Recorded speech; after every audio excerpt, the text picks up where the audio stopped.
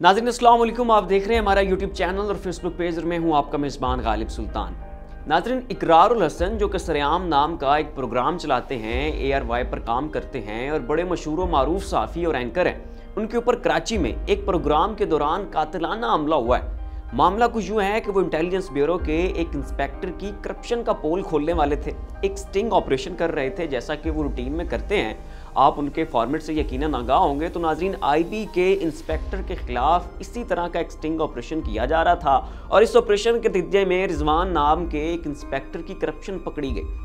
अब करप्शन पकड़े जाने पर उस इंस्पेक्टर ने इकरारुल हसन को धमकियां दी कि जी तुम जो है वो सभी वीडियोज़ और फोटेज जो है वो डिलीट कर दो। अब नाज़रीन, इकरार तो जो हैं वो इकरार हैं और पाकिस्तानियों के दिलों का करार है। तो इकरारुल हसन ने वो वीडियोज़ डिलीट करने से इनकार कर दिया। अब इंस्पेक्टर ने देखा कि मेरा तो भांडा फूट जाएगा, नौकरी भी जाएगी और इज्जत से भी जाऊंगा, तो तब नाज़रीन इंस्पेक्टर जो है वो तशद्दुद पर उतर आता है। यही सोचा होगा उसने कि डराऊंगा, धमकाऊंगा और मारूंगा, तो ऐसा करने से ये लोग जो हैं यानी इकरार और उनकी टीम ये डर जाएंगे और वीडियो नशर नहीं करेंगे।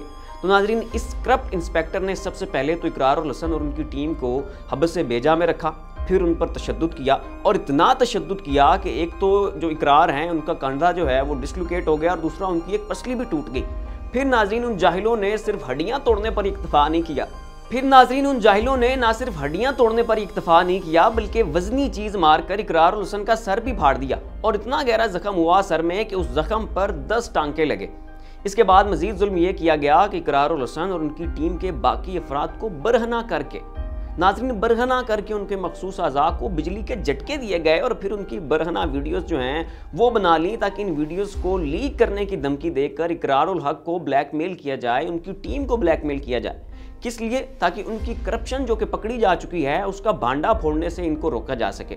नाज़रीन, मुख्तसरन ये कि टीम सरेआम को बदतरीन तशद्दुद का निशाना बनाया गया, ना सिर्फ इकरारुल हसन को बल्कि उनकी पूरी टीम को।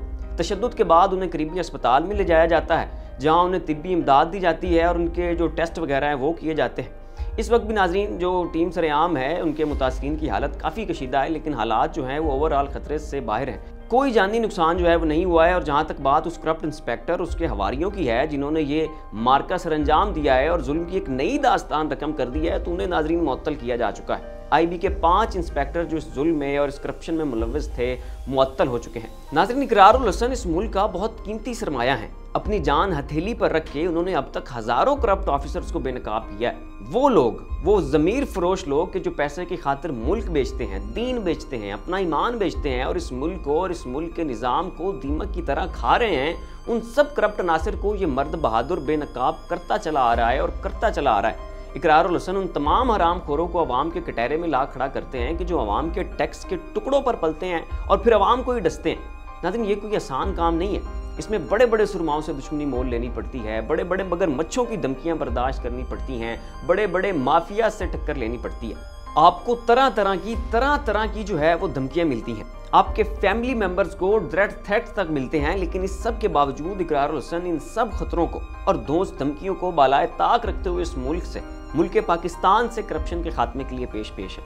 मैं खुद भी नाज़रीन उनका प्रोग्राम जो है वो बड़े शौक से देखता हूँ और नाज़रीन आज तक इस नडर शेर दिलावर को मैंने एक दफ़ा भी डरते हुए नहीं पाया, एक दफ़ा भी इनके चेहरे पर खौफ की जर्दी तक नहीं देखी है।